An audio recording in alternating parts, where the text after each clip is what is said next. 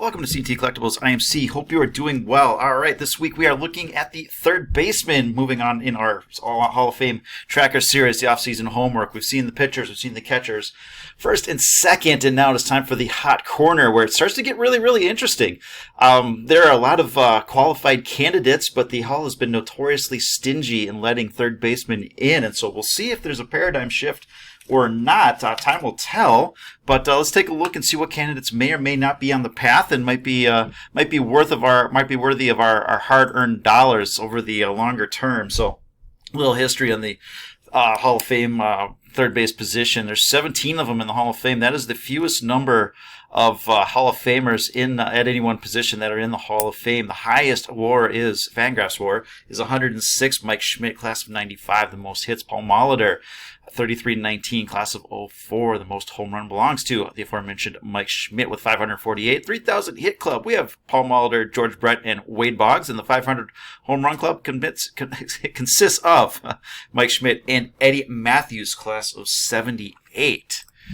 All right, so let's not forget about a couple of players here coming up in a couple of years. I think next year, as a matter of fact. Adrian Beltre, 83 wins above replacement, 3,000 hit club, and 477 home runs. I played for quite a long time, only 4 Silver Sluggers and 5 Gold Gloves. He was very good at both, but the 83 wins above replacement, 3,000 hits. He's automatic. He'll be probably a first ballot guy, inner tier type person. So now, while he's a little bit out of sight, out of mind, may be an interesting time to pick up some of his stuff if you are so inclined. Scott Rowland will be on the ballot again this year. We'll have that announcement in a few weeks. 70 wins above replacement, light in the hits area. As far as those high-end awards, MVP, not a whole lot going on. 8-time Gold Glover and seven All-Star games, which is nice. Now, the bigger key here is he has over 50% of the vote, and like we talked about in our first baseman video, anybody who's gotten 50% of the vote that wasn't associated with PEDs or anything like that has gotten in. Gil Hodges was the last holdout, and so Todd Helton was a player that likely gets in after exceeding that 50% mark, and Scott Rowland is another one. This is a light election year, and before some of these big guys start to come online, so Scott Rowland, this may be his time here. So we'll see how that plays out. Greg Nettles and Buddy Bell, a couple of players with over 60 wins above replacement, which compared to modern third baseman actually is a bit light. We don't have a lot in the MVP department. However, we do have some Gold Gloves and some All-Star games, so they're on the outside looking in, but they certainly have a case. We can see that Adrian Beltre is an inner circle type guy. Scott Rowland's probably getting in. He's surrounded by some pretty nice names. But then we have the Greg Nettles and Buddy Bell that are hanging in there. Sal Bando is a person that we looked at last year, Ken Boyer. So these are all players, again, looking on the outside in. So what we have to kind of get a feel for with the third baseman is it really exclusive? Do you have to be a 70-80 win guy with some serious counting stats? Or are they due to just make up some spots here? Do they need to let a few more people in? So that remains to be seen here. So third basemen come out firing, and they peak a little bit earlier than some other positions. The other positions you can have that peak in the early 30s, but third baseman kind of hit the ground running at age 23, 24, and then they have a peak around 4.5 to 5 wins above replacement for 6-7 years. And so what we're looking at are players that need to average 4.5 or 5 wins above replacement or fewer, because there is a decline starting at age 32 on average here. So we'd like to see them really get off to a quick start before this decline here. But if they can average around that 4.5 or less, then I think we might be onto something here. So if you're looking again at some of those players that have been elected since 1980 by the Baseball Writers Association of America, Boggs, Brett, Chipper Jones, Paul Molitor, Brooks Robinson, and Mike Schmidt, these are all 80 wins or above guys. Adrian Beltre is going to fit in nicely there. Even Scott Rowland doesn't have a ton of the counting stats, but he's a 70-win guy. A lot of 3,000 hit clubs. We've got a 500 home run guy. Ton of All-Star games and Silver Sluggers for the most part here. Brooks Robinson absolutely dominated the position defensively. 16 Gold Gloves and 18 All-Star games. And so, again, wins above replacement is a starting point. but you really want to accumulate a lot of these All-Star games, Gold Gloves. Even if you can get a couple MVPs or a couple, let's slow down, Tiger. If you can get an MVP or consideration for an MVP, that will bolster. So again, wins above replacement. Now Scott Rowland gets in again. He had a decent number of All-Star games and some Gold Gloves, but this is an outside-ish type of Hall of Fame type player here. So again, we're looking at the wins above replacement for starters, but we want to see 3,000 hits, 500 home runs, lots of All-Star games, Gold Gloves to really round that out. And so a few players that aren't going to make this list today, they're just getting started, but maybe worthy of our attention down the road. Gunnar Henderson, Jordan Groshans, and Brett Baty for the Mets.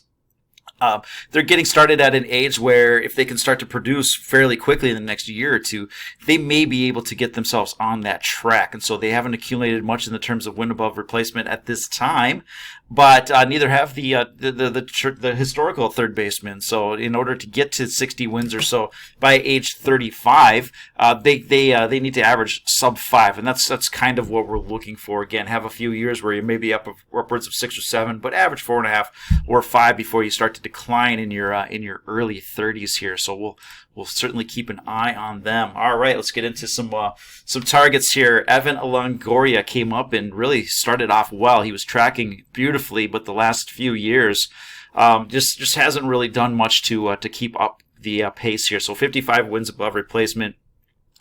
Baseball Reference Wars, it's similar here. 60 by 35, he's 36 years old, so he needs to age very, very gracefully here. And he's very light in the hits department, 1,800 hits, 300 home runs, 265 average. In terms of All-Star games, Gold Gloves, 3 apiece here, Silver Slugger and Rookie of the Year. It's not looking great for Mr. Longoria, and again, we've got a bit of a logjam coming up at that third base position. He may be outside looking in. He doesn't have a whole lot of time here to produce at a high level. He showed some sparks last year, but wasn't able to keep it going. Yohan Moncada is 26 years old, 13 Fangraphs in Baseball Reference WAR, so he needs to average just under 6 wins above replacement on an annual basis from now until age 35 if he wants to keep pace.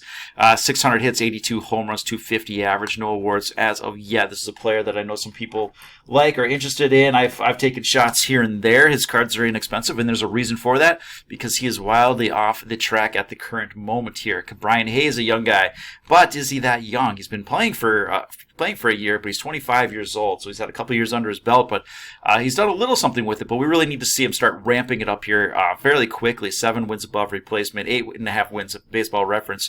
Needs to average about 5.3 wins above replacement annually for the next decade to get to that 60 wins, which would be kind of the minimum.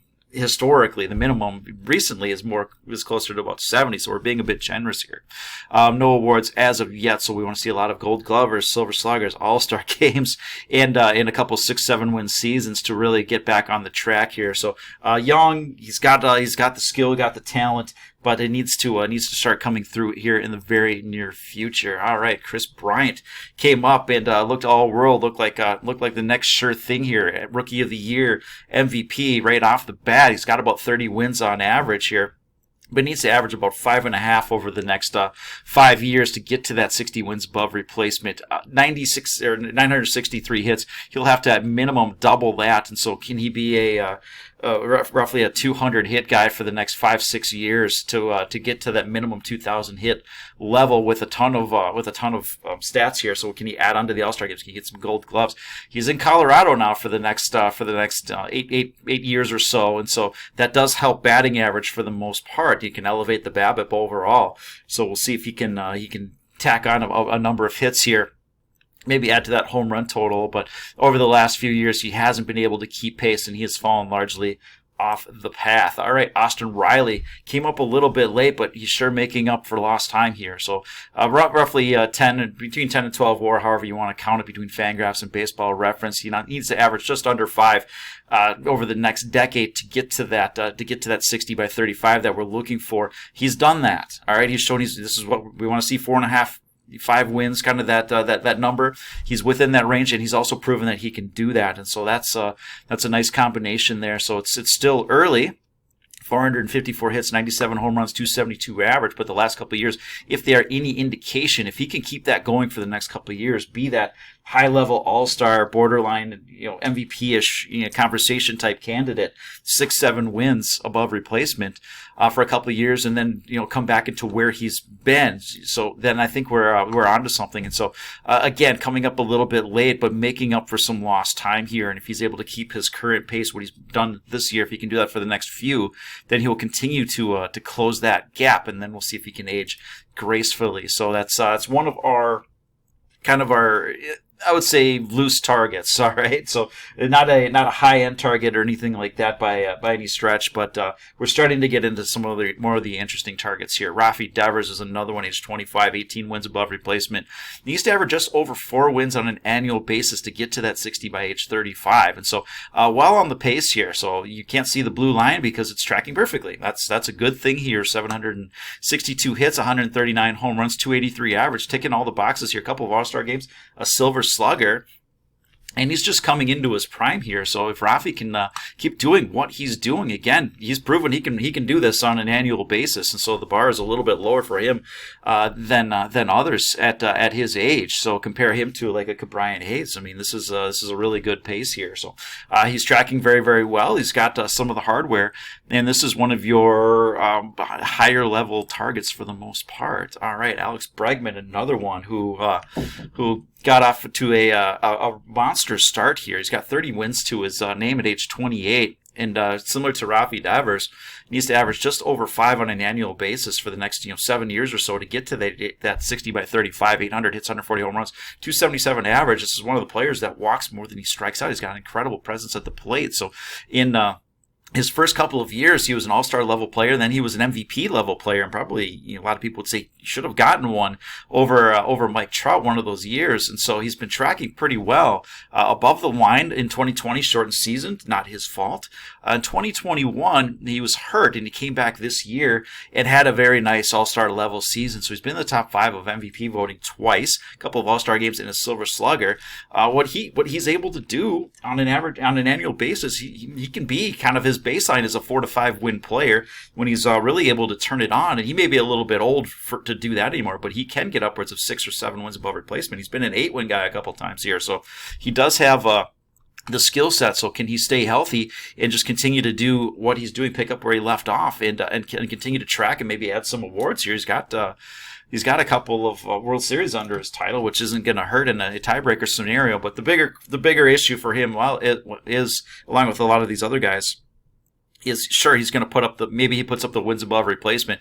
Will he have the hardware to kind of sneak in, because that bar to get into the Hall of Fame is fairly high, as we've seen, and there's a couple guys ahead of him that may have to claim their stake. So Jose Ramirez, 29 years old, 40 wins above replacement, needs to average just over 3 on an annual basis to get to that 60. So I believe he will get there if his skill set and is any indication. That should be a fairly low bar for him, and maybe he can be one of those 70 win guys and really push the envelope here. 1,100 hits, 192 homers, 280 average. The guy can hit. There's no question about it. He's been in the top 5 of MVP voting 3 times, 4 All-Star games, 3 Silver Sluggers. And he's tracking wonderfully right now. So this is one of your higher level targets, and I think people are finally catching on to that. So we'll see how that is reflected in his prices. The lower end, not so much. The higher end, still pretty affordable for what he's doing, but they are steadily creeping up here. But these are your, again, starting with Alex Bregman, these are some of your higher level targets. And now we're getting to your insane level targets here. So Manny Machado, 29 years old, between 46 and 50 wins above replacement. He has earned to this point here. So he needs to average just over 2 on an annual basis to get to that 60 by 35. He should be able to do that. Again, kind of more generational type stuff here is what we're looking at. 1,500 hits, 283 home runs. Can we get him up to 450 home runs and 2,500 hits, something like that? And that would be a Hall of Fame type guy. 282 average, 3 top 5 MVPs, 6 All-Star games, Silver Slugger, 2 Gold Gloves, and a Platinum Glove. And more importantly, he seems to be maturing. He was off to a rough start. Not a lot of people liked him. Personality, for better or worse, does factor into the Hall of Fame vote. And I think people are warming up to him. He's just showing a little bit more leadership here. So, came up early, terrific trajectory. He's an above-the-line guy, so unless something catastrophic happens to him, he should be able to continue this pace. And this is, again, a high-level target. And we'll wrap it up with Number 1 here, Nolan Arenado. So the wins above replacement, not as pretty as Manny Machado. However, he's tracking the average Hall of Famer fairly well here. What we'd like to see is him continue to put up 4 or 5 win seasons for the next couple of years and approach that 60 level, exceed 2,000 hits. His average is terrific. Again, he played in Coors for a lot, and that inflates batting average. The bigger thing is three top 5 MVPs. That actually might have changed recently with the vote. I should have amended that here. 7 All-Star games, 4 Silver Sluggers, 10 Gold Gloves, and 5 Platinum Gloves. He really defined the position defensively. There's no one better at the current time at the hot corner. And so, just like Brooks Robinson, you're the generation's best defensive player, you're likely going to be in. So if you can do something generational, 3,000 hits, 5,000 strikeouts, be the best at something at your position, then that gets you in. So sure, the wins above replacement is not as pretty as like a Machado or anything like that, but it's good enough. But these numbers are what get them in. I don't think that there's, maybe it was Brooks Robinson, that might be it. Who started out their first 10 years winning Gold Gloves. He owns that, and the voters are going to look at that and say, all right, good enough, and that in Nolan Arenado probably should be a very, very high level target if you are collecting and speculating on Hall of Famers. All right, that's what I got for you. I'll be back next week with some shortstops. Thank you for watching. If you like this, please like, subscribe, do all that good stuff, and we'll talk to you later. Bye now.